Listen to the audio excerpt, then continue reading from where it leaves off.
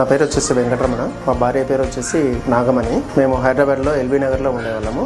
అక్కడ 7th మంత్లో మా భార్యకి కొంచెం డెలివరీ కొంచెం కష్టం అని చెప్పేసి అక్కడ చెప్పారు, హై బీపీ వల్ల. అక్కడి నుంచి ఆర్లగడ్డలో చెకప్ చేపిస్తే మేము నమ్మకంగా ఏమీ చెప్పలేమని చెప్పారు. దాని తర్వాత నంద్యాలకు వచ్చాము. నంద్యాలలో అక్కడ 7th మంత్లో స్కానింగ్ చేసి దాని తర్వాత 50-50 ఛాన్సెస్ అని చెప్పారు.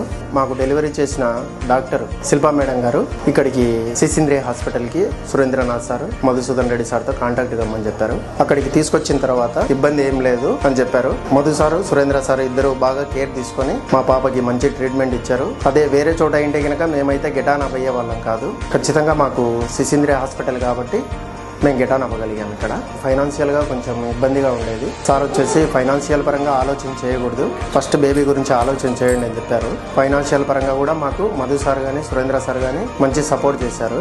హైదరాబాద్ యశోదా వాళ్ళు కూడా చేయలేని ట్రీట్మెంట్ మేము నంద్యాలకు వచ్చి సిసింద్రి హాస్పిటల్లో ట్రీట్మెంట్ చేయించుకొని ఓకే చేయించగలిగాం. Thank you for సిసింద్రి.